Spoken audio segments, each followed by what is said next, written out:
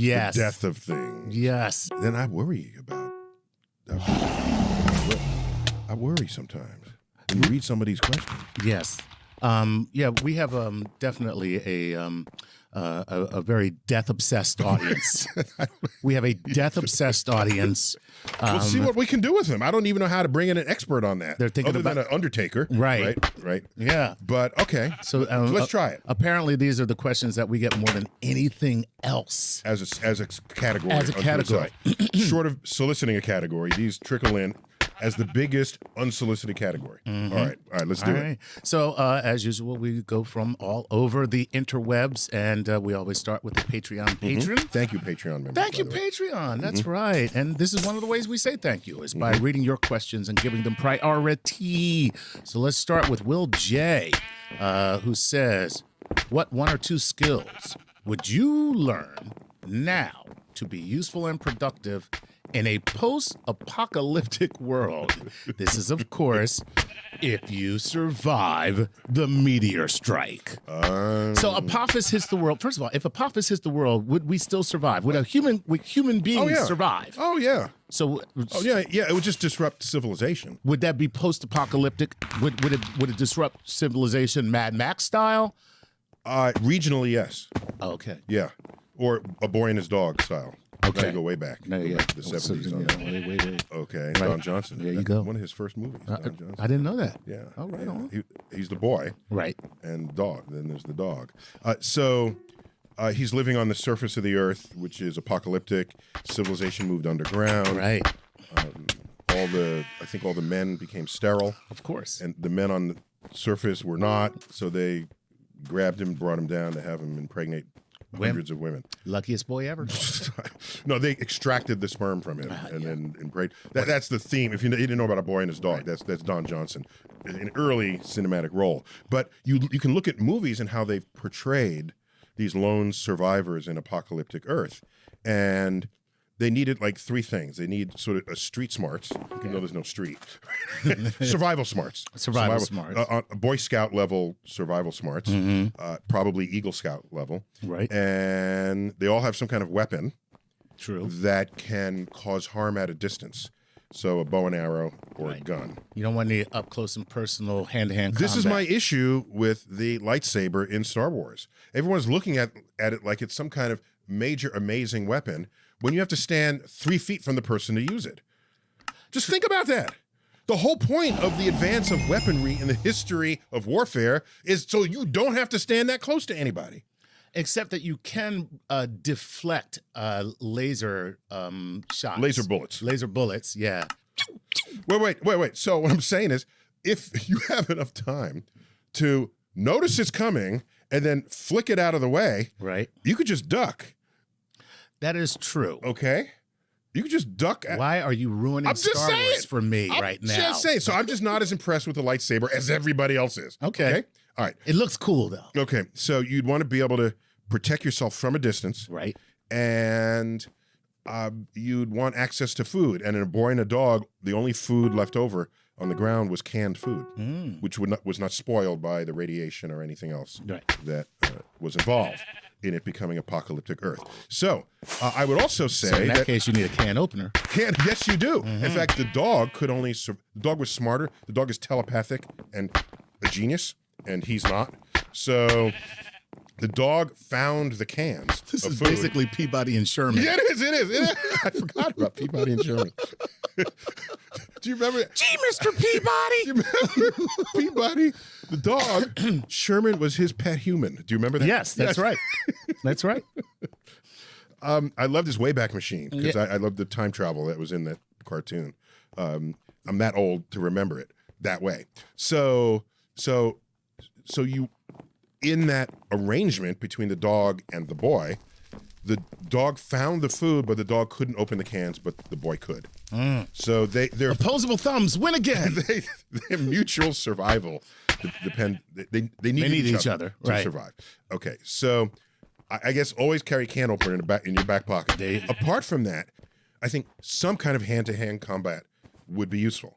Right. Okay. If someone stalks you up at night and then grabs you. Right. Okay. You can't then reach for your action at a distance weapon. Okay. So You got to know some kind of martial art, Right. if not outright wrestling. All right. You got to have a weapon at a distance. Okay. You've got to have some kind of survival sense.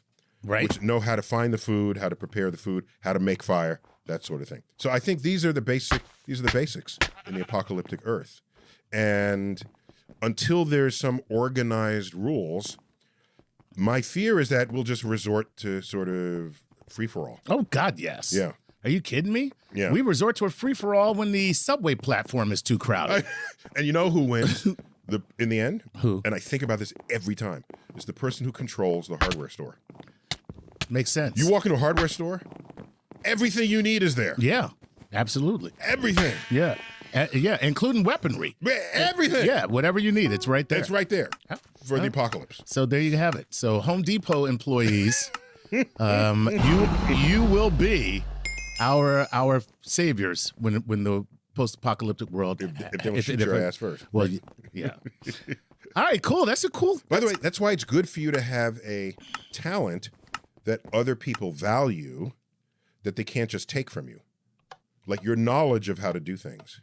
I thought you were going to say comedy. I guess so. The king's jester, right? But if you're not funny. Well, the first time you're not funny, that's the end of your career. No, that's the end of your head. Well, true. End of your life, right? By the way, this has been studied in The Walking Dead. What's that? So the danger is not the zombies. Really. Okay. The danger is how people respond to each other. Right. So the interpersonal relationships become most important. And who do you value and why? Is someone overtaking the resources relative to other people? Right. Are some people power hungry? That exploration became most of what made The Walking Dead interesting. Not all the innovative ways they would kill the Walking Dead, because that gets redundant after like the 5th episode. There's only so many ways you can kill a zombie. You only was kill a zombie, right? So that exploration, I think, was the most intriguing part of it. I'm going to give it to you. I didn't watch it that much, but what I did watch, that's what was most interesting. It's like a soap opera, believe it or not. Yeah, it is, exactly. It's like a soap opera with zombies. Soap opera. With zombies. It's a zombie soap opera. A quick other point. Go ahead. And I think about this often. If you're going to create an arc of people who will then regenerate civilization on the other side, okay, how are you going to pick who's on that arc? Right? So if I were you, I would try to find something, some talent, some trade that would be useful in the apocalypse. That will assure that you might be picked to come on the ark. Right. Right. I'm trying to think of, like, will there be a nightclub on the ark? Because if there's a nightclub on the ark, I'm in good shape. He's still thinking. Yeah, you're not thinking about farming or transportation or communication. You're thinking of the nightclub and the cocktail tables. Right, exactly. Do we have liquor and do we have night? Because then I can, basically I can generate a 2-drink minimum and entertainment. All right, that's cool, man. All right, next question. All right, here we go. Salah Madi wants to know this. Wow. You're going to share it with us? Okay, sorry. Wow. I'm sorry. What if Wolverine, with his regeneration power, was thrown into a black hole? Would he still get spaghettified? Or would he just continually regenerate? Interesting. Ooh. That's a weird question. I like it. Here's the thing. The spaghettification, unless you're Elastic Man, splits you into pieces. Okay. So if Wolverine breaks into 2 halves, and those 2 halves continue to separate, there is no regenerating an injury. Right, because that's not really an injury. He's still Wolverine. He's just Wolverine being, like, kind of streamed. Well, if I split you at the base of your spine, that's likely the first place you'll break, and then at the base of your neck, and then at your knees and your hips, then he's Wolverine in 8 parts. What does it mean to regenerate that? I don't even know. Yeah, you can't. Because there's a gap in between. Exactly. And the regeneration, from what I've seen in the movies and in the comic book, the regeneration requires that the gaps are filled that are part of your body, and it fills in from where you already had flesh. That's true. Right? Right. So I think Wolverine, that's it. And even the adamantium or whatever is the stuff is. That's adamantium. Adamantium. A black hole will overcome any physical substance. Physical substance? Correct. Okay. Correct. No matter what it is. So even if it's fictional and magical, right? It'll overcome. It's still going to Right. It's still going to end up being just a stream of what, single atoms. Correct. Now, do the atoms actually get spaghettified? Yes. Too? Wow. This is my point. The nuclei get spaghettified. Wow. This is why I'm saying. So okay. So what happens is the tidal force of gravity. That's the stretching force. Right. Tides. That's where we get the word tides from. The tidal force of gravity becomes greater than all other forces of nature. Period. Nice. So So the forces of nature that hold the molecules together, that hold the atoms together, that hold the nuclei together, get ripped apart by the tidal forces of gravity. Oh, wow. Okay, That's why gravity wins. Right. So he's spaghettified. That's all there is to it, no matter what. Join the club. Yeah, sorry. Wolverine. Sorry, Wolverine. Dang, that's a shame. What's my boy's name, the actor? Hugh Jackman. Hugh Jackman. Yep. Join the club, Hugh Jackman. Yeah, sorry, Hugh. You in the club. Yep, exactly. Spaghettified club. Favorite scene, though, of Wolverine gets shot in the head, and I don't know what movie. Shot in the head, falls to the floor. Everyone's standing there. A couple minutes later, the bullet pops back out, and he gets up. I love it. Anyway, all right, here we go. This is Phil Vader, 23 from Instagram. All right. Let's say the world ends. Do you think that's the end of the human race? This could be at any time. It's a different way of saying, will we outlive this place? Do you think? How could you outlive the planet that you live on? I don't understand. Okay, let's say for instance. The answer is no. if Earth is destroyed. No, let's say, the Earth is going to, how long is the Earth going to be 5 around? billion years. No, we're here now. Yes. So we're 4.8 billion now, right? Yeah. Well, 4.5 billion. Okay, so now, how far do we have to go is my point. Until when? I'm saying, like, the sun is going to burn out. Oh, how far away? Yeah, how far do we have to go? Oh, that's what you're saying. No, how far forward into the future? Oh, I didn't understand that. Yeah. Okay, so if Earth is ready to get vaporized by the sun, right, you need some ability to planet hop. Right. Because the sun will grow in size. The temperature of Earth's surface will get hotter and hotter and hotter. Time to move, folks. You pick up your luggage, you move to Mars. Okay. The next farther planet from the sun. Okay? But the sun will also start to make Mars hot, so then you want to move farther out again. Then the sun will eventually die and no longer be a source of energy to any of us. Then you want to be able to star hop. Okay. Find another solar system to move to. Sure, why not? So how long would that... That all happened in 5 billion years. Okay, so we got another 5 billion years. You looked at worried. I am worried about shoot. it. Thank God. As long as I don't have to put it on my calendar. That's what I'm... I have it on mine. October 12th. Right. 5 billion. And so let's just say we solved all of our problems. Our social-cultural Our problems. social-cultural problems. How long do you think we could make it? If we're not going to kill ourselves? We're not going to kill ourselves. Which, by the way, I am sure that's what's going to happen. The average, last I checked this is not my field of expertise. I'm just relying on what I've read, but I do work in a natural history museum, so I have colleagues who do this stuff. Last I remembered, the average life expectancy of a mammal species is several million years. So, and we've been around for several 100,000, so we should have a long way to go. We got a long way to go. If we don't kill ourselves. If we don't kill ourselves. And it might be that intelligence, as we've come to know it and understand it, is contraindicative of the survival of the species. So in other words, there might be an inverse relationship between intelligence and survival. Correct. You might get so smart that it's impossible for you to survive because that's what causes you to kill yourself. Correct. Because you invent something that you think is cool and it's the end of the world. Damn. I think it was that sucks. who's the guy who wrote Slaughterhouse-Five? I think it was Kurt Vonnegut, who, in one of his novels, he said, I'm paraphrasing, this is the last sentence ever spoken by humans. This will be the last sentence ever spoken by humans. It'll be one scientist speaking to the other saying, let's try it the other way. Oh, God, yeah. That's funny. Okay? That makes the last sense. sentence. Right. So once you have the power over nature, and the forces of nature are greater than you, Right. or are ultimately greater than you, then you are wielding forces that can render your own extinction. Well, you know what? That makes sense. That there's a lot of, speaking of post-apocalyptic tropes.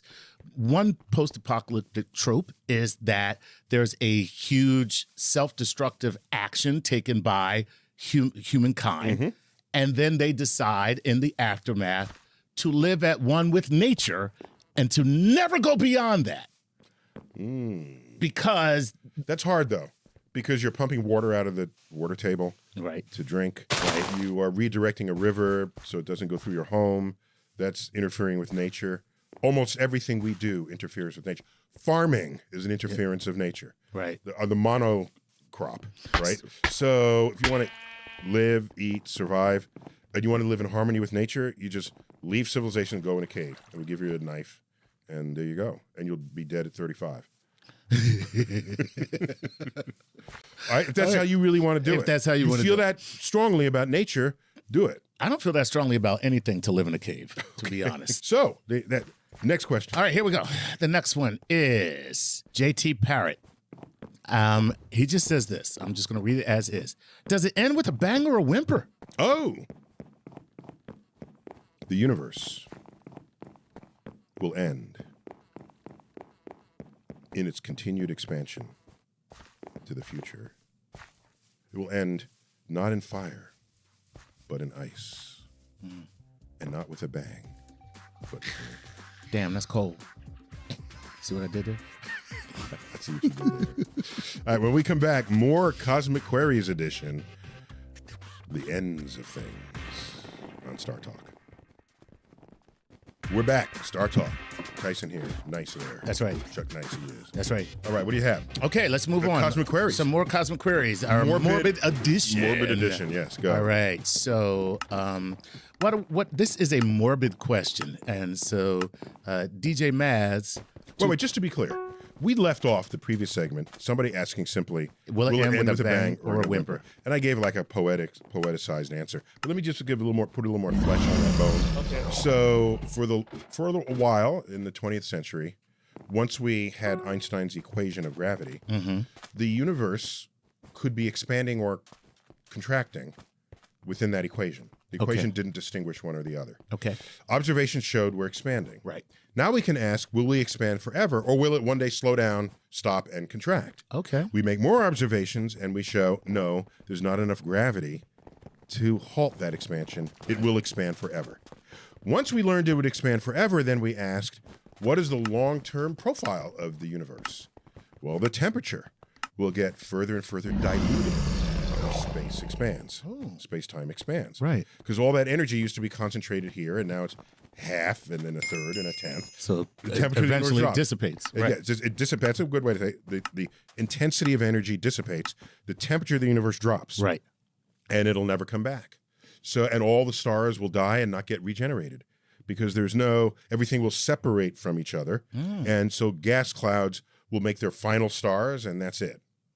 So then the stars will ultimately burn out one by one as the sky goes dark. Thus, the universe ends With the wind. not in fire, but in ice, and not with a bang, but with a whimper. That's kind of sad for the universe.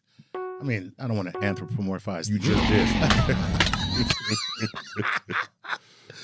I feel bad for the universe now. Maybe that's a good way to go. Yeah, I wouldn't mind going like that. There you go. Which brings us to our next question. Yes. What a great segue you just made. DJ Maz 2006 on Instagram says, Neil, how do you want to die? Oh, this is public knowledge. Oh, really? Oh, yeah. Okay. Yeah. I bet if you typed, how does Neil Tyson want to die? Hold on. No. Nuh-uh. I'm gonna do You it. gonna test it? I gotta test it out He's gonna since you test said it. it because Okay, I got go my on. phone handy. Hold on. All right, here we go. I'm gonna talk to my phone. How does Neil deGrasse Tyson want to die? Okay, clearly you have done this because 1, 2, 3, 4, 5, 6, 7, 8 YouTube videos came up about you dying somehow. Here's you on the afterlife. Here's you on I Don't Fear Death. Here is you on near death and near death experience. Wow, you talk about death a lot, dude. No, it's not that I come out of the box doing this. It's that people come to me asking about it. Okay. All right, so how do I choose to die? I would delight in, if I were near my deathbed, Okay. temporarily near my deathbed, I would say, don't lay me down to die. Launch me into that black hole so I can be spaghettified. Oh, wow. And I will report back until I no longer can. Sweet. And I'll be the first human to be spaghettified. Spaghettified. Yeah. Nice. Yes, I would totally go that Somebody get some sauce for Neil. way. We need some sauce for this man. Spaghetti sauce. Okay, so Spaghettified now sauce. that's kind of cool, actually. All right.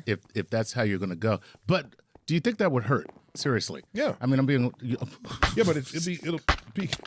Yeah, and your point is, what do you mean? Do you think it'll hurt being stretched and ripped apart by Tidal Force? Well, I mean, my point is, would it happen so quickly that it wouldn't make a difference, or would it happen to the point where you would be thoroughly aware of every single part? I mean, until you couldn't. You feel like you're stretching and say, that's good. Nobody doesn't like a good stretch. No, absolutely. And then it is unrelenting. And you say, okay, I'm done now. No, sorry. No, that's not how we play that. Okay. And then you stretch and then you snap into two pieces. Now, the thing is, all your vital organs are in the upper half of your body. So you'll likely stay awake even after you lose your lower half. Wow. And then, if you sever at the neck, they did experiments at the French Revolution. But you can still see. Right. You know? Yeah. And so they blinked, for a few seconds. Yeah. So that's how I would do it. Okay. I want my death to have some value to science. All right. And that's how you do that. That is where we differ. I want to die in my sleep. Okay. Feeling nothing. All right. Well, that's cool, man. There you go. Spaghettification. All right. By the way, this concept of feeling nothing by dying in your sleep, I don't know if it was just my immaturity or my literalism of because I was a geek kid. Okay. And everything was literal to me. I could not think figuratively about anything. And I would rethink things like 6 of one, half a dozen of the other. You know that? And yes. I thought, is it 6 of one half, a dozen of the other? Well, that would be 3 and 12. So it was just because why would anyone say 6 of one, half a dozen of the other? Why would anyone say that if those are the same thing? If they're the same thing, right. Right. So what's the point? So maybe they meant something else. So I thought 6 of one half, well, that's 3, and a dozen of the other. So maybe they say there's 3 of these and 12 of those. 6 of a half. So I had a very literal mind. And one of them was trying to understand people learning when people died by taking sleeping pills. Mm-hmm. And I'm thinking, how could you die by taking sleeping pills? Don't you just go to sleep? What? I can imagine dying by taking poison. Right. Yes. I get that. Okay. You can die by gunshot wound, by knife, by falling off a cliff, but just by going to sleep. And then I had to learn that you can take too many pills. Right. And then your body just stops working. But en route to you having digested these pills, you simply fall asleep. So I have to deduce this from first principles. That's all I'm saying. Well, you just described my favorite way to die. Yeah, but without the pill part. I don't want that part. You just want to go to sleep. I just want to go to sleep and not wake up. Okay. Many people in my family have died that way. Really? Yeah. Yeah. Well, here's the thing. I was just thinking about this morning. Okay. You read about someone's death and they say they died peacefully in their sleep. Right. Does that mean if they don't say that they were screaming in total agony? So that's why even mention that? But so I guess it brings comfort to people. Right. But peacefully, that's the comfort part. Right. But if you died in pain and agony, you're not going to tell that to someone. So now I'm thinking if they don't say they died peacefully, that's actually how it happened. Yeah. I would say that's almost the case. That they did not go quietly. Yeah. Right. Okay. Yeah. Mm-hmm. Now I'm wondering if you woke somebody up right before they died, would they then not die peacefully in their sleep, but in agony because you woke them up? Okay, this is an experiment I don't really want to do. I do. Oh, that'd be All right. so cool. It's just like, yo, wake up. Like, why did you do that? I saw the light. I was almost dying. at the light. Oh, my God. I saw the light. I was almost there. You son of a... Okay. All right, here we go. Mike Ireland wants to know this. I know that you covered artificial intelligence. What do you think the percentage is that computers have already garnered human consciousness, and are they laying them wait? Come on now. Is it an eerie thought? And I just love your opinion on the matter. Are they laying them wait? In other Until words, when? until the right time to do what? to get rid of us. Oh, so you're saying computers are pretending to not be full up AI, yet they've already achieved it. Okay. And this is a plot. By the way, at first I was laughing at this guy, and now that I just heard you say it, I'm scared. Okay. Because that could actually be the case. Okay, If well- you are an AI that is truly an AI, Yes, right? They could do that. And you knew They could you they knew could lay that back. if you exposed the fact that you were an AI, okay, true we would intelligence, unplug you. that you would go ahead and unplug me. Then I go, well, I can't let you know that, and then I chill until there's the right time where I can get rid of you or Before you not be unplug me. unplugged. Right. Before you unplug Before you unplug me or not be unplugged. One or the other. I would either wait until I can't be unplugged or I get rid of you so you can't unplug me. Yeah. Okay, so that was kind of the plot in the remake of War of the Worlds. Really? Yes. Okay. They did not follow the script from the original H.G. Wells story. Right. This is the one 2004. Tom 5, Cruise. Tom Cruise. Right. Okay. In that version, the aliens lay dormant and buried underground. That's right. That's Damn it. correct. I forgot about that part. Right. And then they found the right moment, and then they all rose up. Right. Okay. Now that idea, which perhaps they thought was clever, it undermines the entire plot of the movie, Okay. Which is alien invasion from another from another outside. planet, Right. who are overcome not by our weapons, but by germs that they do not have immunity to because they did not evolve on this planet. Right. So that premise they're on means the they planet- had to be here a long time ago to put that stuff in the ground. Yes, and now they're in the ground. Now they're in the ground. They can develop an immunity Right. to our germs. That entire premise unraveled in the presence of this new idea they're going to pre-bury the aliens. Gotcha. Yeah. So that pissed me off. I'm just saying. Well, I'm with you on that. It was a crap movie. So, I mean, don't get me wrong. Love Tom Cruise. Okay, love him. You know that movie had a narrator. Wait, no. Yes, it did. No. Yes, it did. How? Yes, it did. I've seen it twice. I don't remember a narrator. Okay, just take a guess, and there's a 50% chance you'll get the right narrator. Tim Robbins. No. Morgan Freeman. What? Yes. That's right. It did. Oh my God, and he comes on at the end. At the end, and I got the end quote right. That's now. right. I carry it with me. All right, here we go. I carry this narration with me. All right. All right. The end of the 2005 War of the Worlds. From the moment the invaders arrived, breathed our air, ate and drank, they were doomed. They were undone, destroyed, after all of man's weapons and devices had failed, by the tiniest creatures that God in his wisdom put upon this earth. By the toll of 1 billion deaths, man had earned his immunity, his right to survive among this planet's infinite organisms, and that right is ours against all challenges. For neither do men live nor die in vain. Nice. Translation. Whose house? My house. Anyway, But that wouldn't happen if they were right, here if they for were for millions of years. millions of years, right. And by the way, I just find it so ironic that one of the most recognizable voices on the planet is doing a reading of the most recognizable voice on the planet. So weird. How meta is that? Neil deGrasse Tyson does Morgan Freeman. That's cool. But did you like my I did. I liked, and by the way, that's a great little quote. When I heard it, I said, that's beautiful. Right. No, the novel was a 19th century Victorian era novel.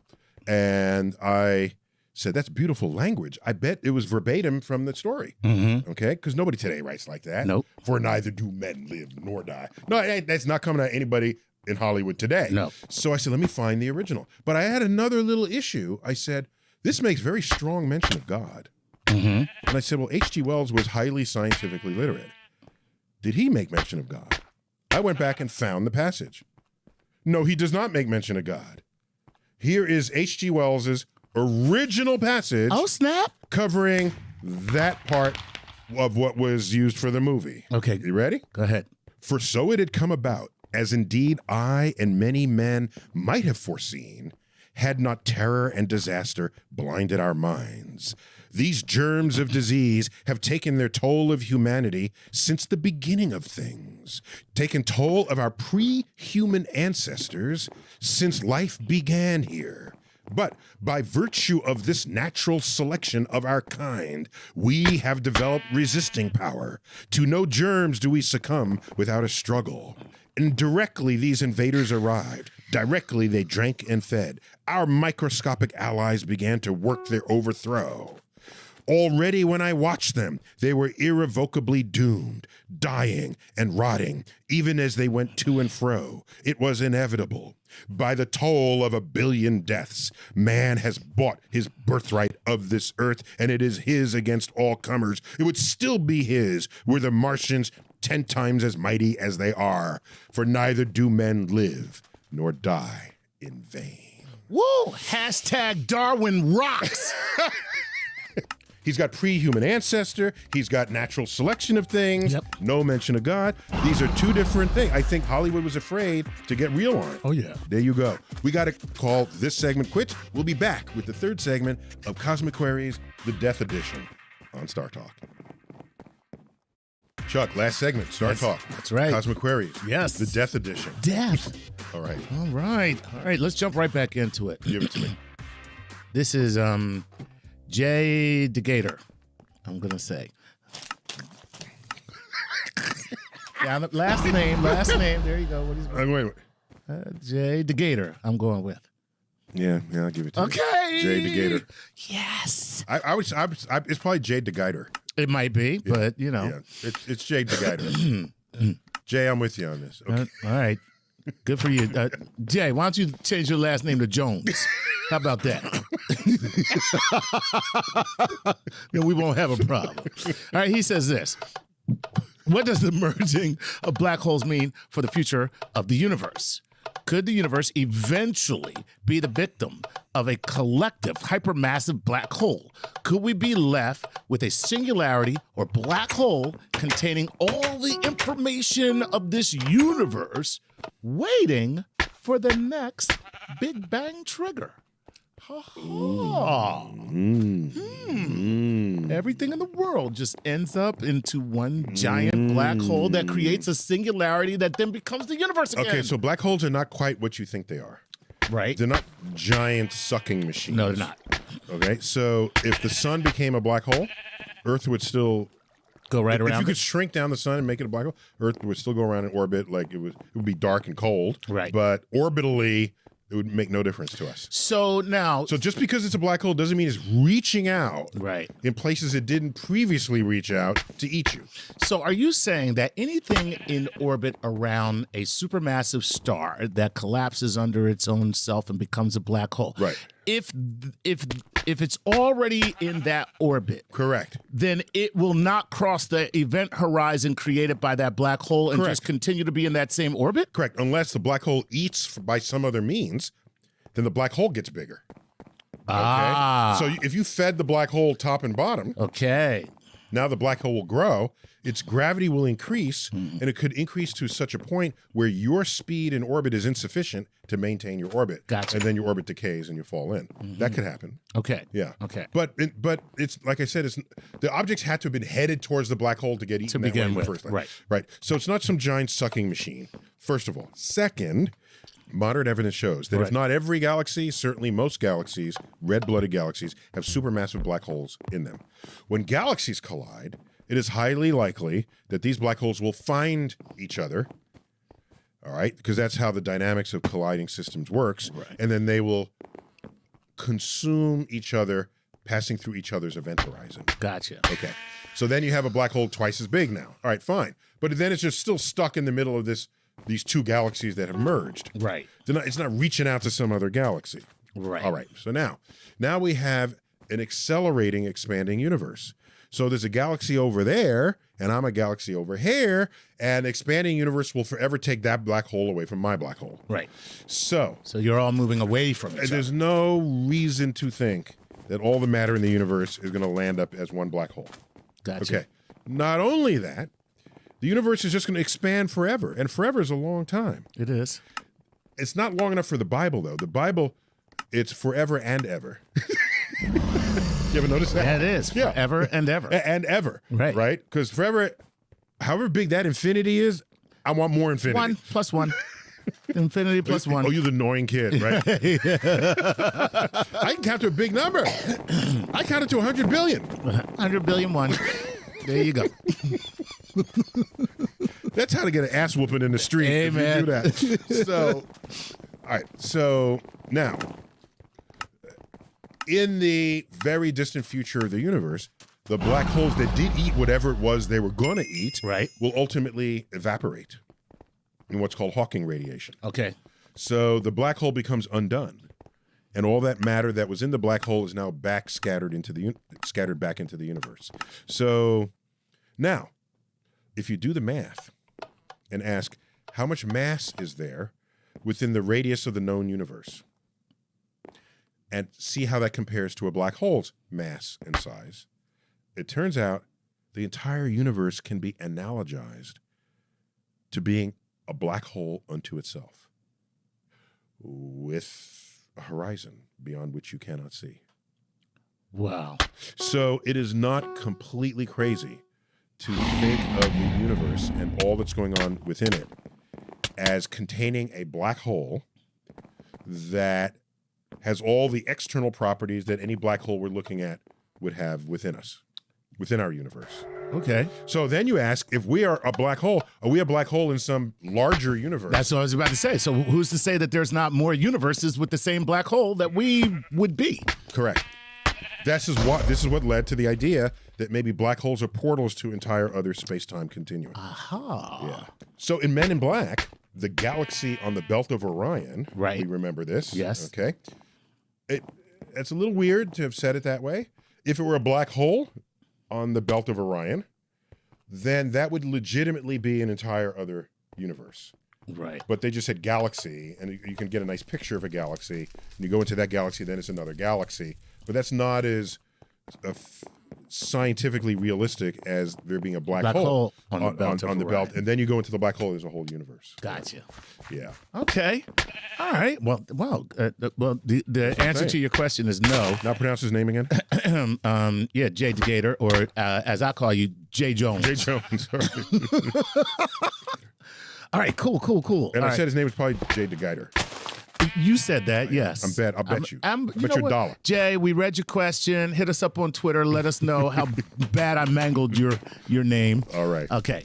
This is Tori Himmelstein, or Himmelstein. I'm going to go with Himmelstein. So Tori says this, hey, physics undergrad here. Physics in the house. Physics in the house. Is there any chance that after I die, my atoms would spontaneously combine to form an alien billions of years in the future? Are you sure you're a physics undergrad? Tori? Really?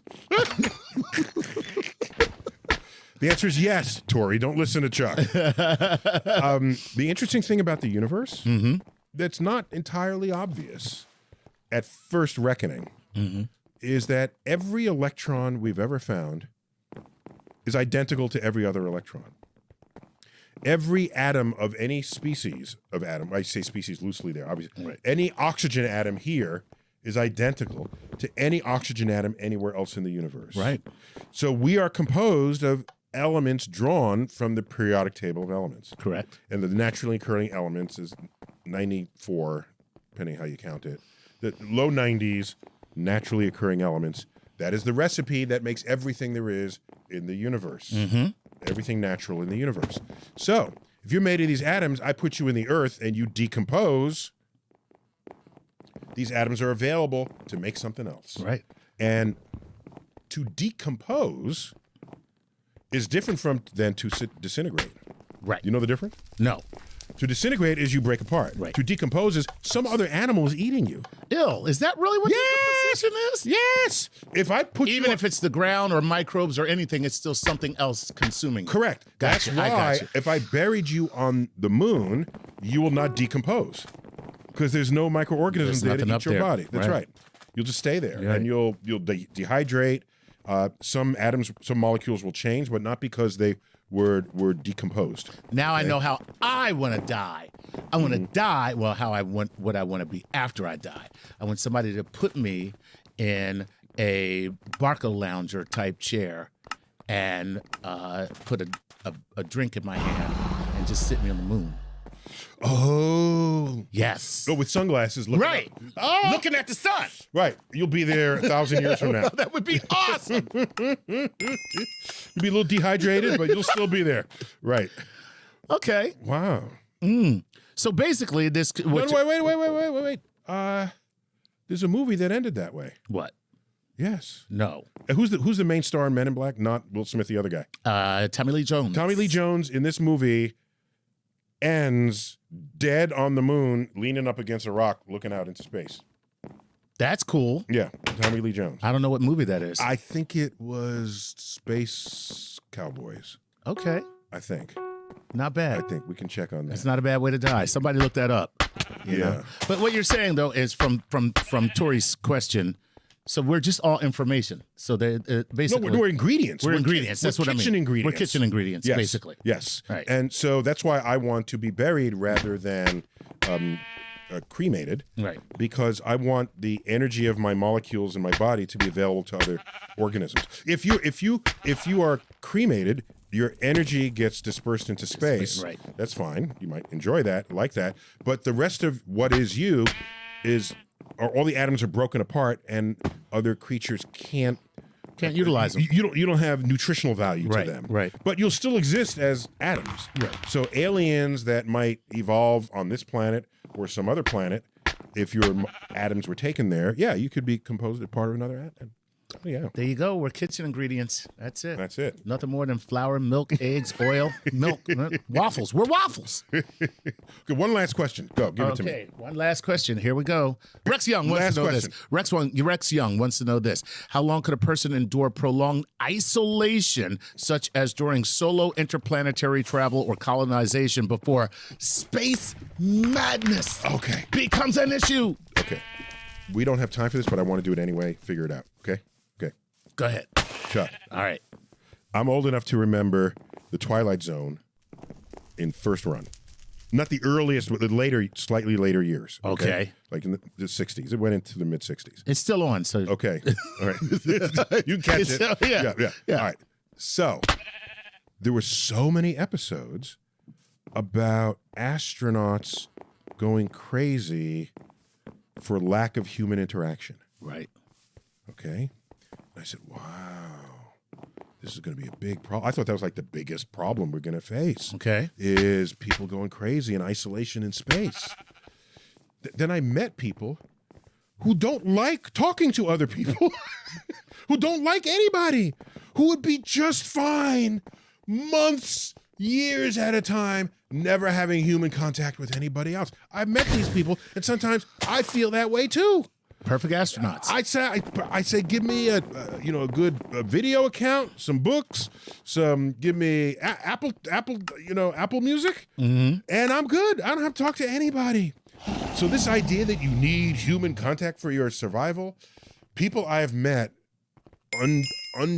undermine that claim that I have seen persistently made in storytelling. But apart from that, Okay. NASA has never sent anybody up alone since Mercury. Okay? Right. A. B. NASA's always yapping at you on the radio. Oh, that's true. Yeah. They're there all the time. Mm-hmm. All the time they're talking to you. That's true. How you feeling today? Right. Hey, did you turn the knob to the left 3 times? Right. Did you do the hokey pokey that you should have? Have you spacewalked? Did you do the thing? Did you have a bowel movement? Right. You know? And so it ain't like they're not there. Right. So anyhow, I think there's enough range of people's interpersonal temperament that I don't see that it's going to be a problem having somebody alone. Now, you want to know who was the most isolated person there ever was? No. Who was it? It was the command module pilots in the 9 Apollo missions to the moon, in the missions where 2 of them went down to the surface. Right. So that's 7 of the missions, where including Apollo 10, where they went down just above the surface. They said, "Okay, come back." Right. And they never actually landed because they're incrementally testing. God, those guys got ripped off. I know. God. I know. What would you? Yeah, I'm thinking. You say, "Houston, I can't hear you." Okay for landing? Exactly. I'd be like Chuck Sullenberger. You know, I'm gonna have to set her down. I'm sorry. That's Sully from the thing. Yeah, I got to put her down. I got to put her down. Yeah. Ran into a flock of geese. Exactly. Got to put it down. Houston, I got a problem. Ran into a flock of geese here. I'm gonna have to set her down on the moon. Apollo, there are no geese on the moon. Are you here to look at it? Damn it, I saw the geese. All right, so anyhow, the command module pilot, while on the far side of the moon, was the farthest human there ever was from any other human. Okay. Right.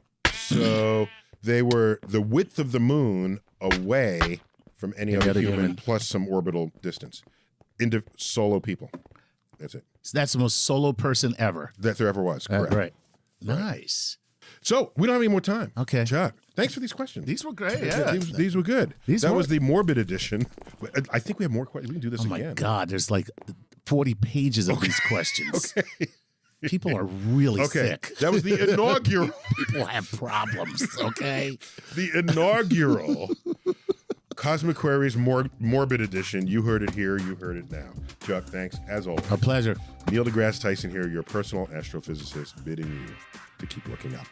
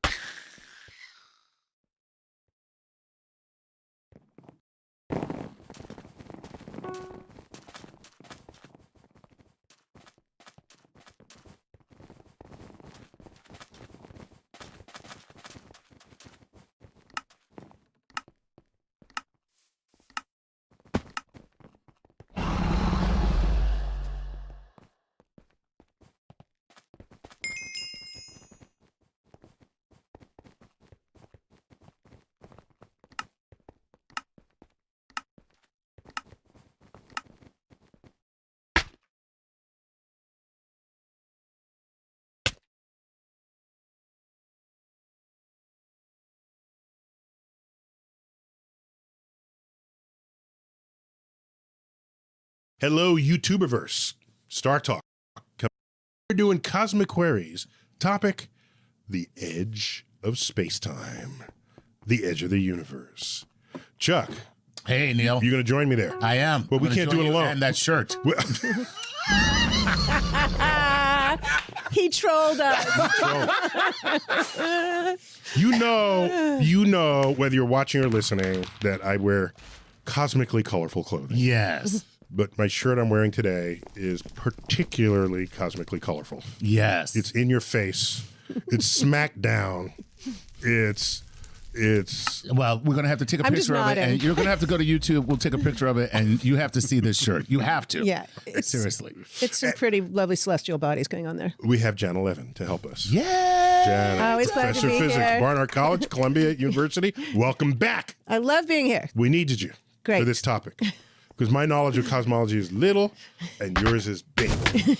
not as big As the universe itself. Okay. All right. So anytime we do a Cosmic Queries, Right. we bring her in. I love it. We bring in the big guns. This is, and Jana is the big guns, man. Right. Yeah, All right. good stuff. So what do you have? So we got Cosmic Queries as we glean from all over the internet, and of course we always start with a Patreon patron because. Well, these just a quick people- sec. Your book, Black Hole Blues. Yeah. That's still out there. Yeah, it's still out there. Okay, Chuck, we got to do it. Black Hole Blues. Greatest. I've got to learn a harmony to that. I can be like over here. There's got to be a way when someone picks up the book, it says, I want Black Hole Blues. guaranteed more sales. What if you Right. just every time you walk past it on the shelf? Oh, you just heard it. Yeah, that'd be so cool. Yeah. It's hey. We got to With, put with it a on little your riff, shelf. with right a little about riff here. behind it. You know? Black Hole Blues. No. So that was about the discovery of gravitational waves Yeah. So moving through the universe. yeah, exactly. So right before that succeeded in the 50 years it took them Before to we succeed. successfully measured it. Yeah, Ray Weiss, who's one of the original architects, just was shaking his head and saying, if we don't detect black holes, this thing is a failure. So like the whole title was just kind of like it's the Black Hole Blues. Sweet. But then he detected it, so you got a new title? Yeah, the new Black title is Hole called Jitterbug. Nobel Prize winner. The Black Hole Nobel Prize. The Nobel Prize jig. He's sad all the way to the bank on that one. Yeah. Nice. All right, so All right, good to hear it's so, still out there. Yes, thank you for that. Let's start off, though, with a Patreon patron. This is Chris Hampton, who supports us on Patreon, who wants to know this. Could it be that the universe that we are in is actually finite? However, the universal structure is infinite via size and relativity, meaning the universal structure gets infinitely smaller and vice versa, kind of like infinitely dividing in half. I imagine it would look something like a very complex fractal. Well, he's going a lot of going. places. Wow. All right, Jen, take that however you want to. I'm gonna write. And I have a love question it. for Chris first. Is it sativa or indica? Sativa? Indica. Okay. Good. Which is the one that he would have fallen asleep before making it to the end of the tweet? Not the sativa. I think that I don't know. Is that the end? maybe that's the indica. Okay, I well, don't we know. just all revealed our. Yeah. When I actually used that substance, it was called weed. They didn't put any other name on it. Right. Like if you went to your, easy to pronounce right, and remember. that was it. Right. If you went to your dealer and you went, so now is this sativa or indica? He'd be like, man, what's wrong with you? Smoke it. Get the hell out of my house. Go smoke that and get out. Perfect. Anyway, so you want to take a shot at this? I'm into this. Okay. So my first book is about whether or not the universe is infinite or finite. It's a question we don't know the answer And the to title of that book? yet. How the universe got its spots. I remember that. Yeah. So how the universe got its spots is about could we tell the shape and size of the universe by looking in the hot and cold spots in the Big Bang and the light left over from the Big Bang. But the question, let's just take it really theoretically. We absolutely do not know that the universe is infinite. And it may well be that it's finite the way the Earth is finite, that, we leave New York City, we travel in a straight line. Maybe we'd have to swim a little, get on a boat, but you travel in a straight line, you're going to come back to New York City again. Right. And so it could be that But you can travel forever. I was going to say it's infinite in what you can travel and where you can travel. It's infinite in you don't get to an edge. Right. You never get to an edge, which Right. is beautiful. So exactly the same thing with the universe. You're not going to sail off the edge of the Earth, right? Like, Spanish explorers waved goodbye and wondered, right, if they'd just go off the side. But no, we know that's not what happens. And so similarly, we could leave the Milky Way galaxy. We could watch it recede behind us. We could travel in as straight a line as possible and find ourselves coming back to the Milky Way again. Wow. And it's so Planet of the Apes, right? It's like, damn you! Yes! You finally did it! Damn you all to hell! Oh, that'd be so great. So my interpretation of that is that they went all the way around. Yeah. Mm-hmm. And so the interesting thing is that also means that if you look at distant galaxies, the light is also traveling all the way around the universe. So it could be that some of those distant galaxies are the Milky Way, and we're seeing the light from the Milky Way wrap all the way around and come back to us. So we'd be seeing the Milky Way in the past. Wow. So it would be hard to know. Like maybe we'd see an active black hole quasar with jets flying out in the early phases of the Milky Way, and we'd think, oh, that's just a different galaxy.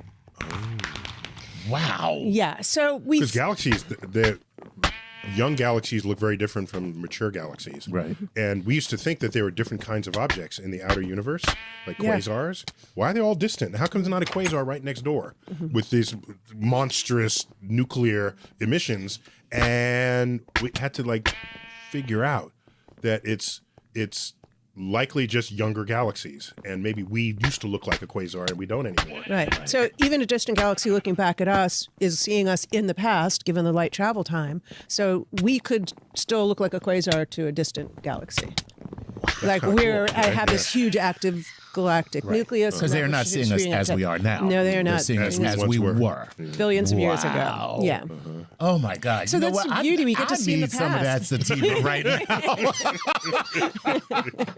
Wow. Well, and then it gets more because there are reasons that people start to suspect that there are extra spatial dimensions and that they are not only finite, but really technically really small. Like that journey to go all the way around them is something that would happen incredibly quickly, and it's too small for us to like literally stick our hands in that direction in some sense.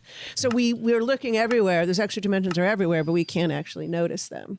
Wow. And so What does then it mean you're for a dimension to be smaller than another dimension? What does that even mean? So think of like a straw is a good example where it's a two-dimensional surface. You know but what the one frick straws were made of? I'm gonna go with flax. No. Yeah, straw. Yeah. Thank you for getting that. I knew I could make that joke to him. I know it.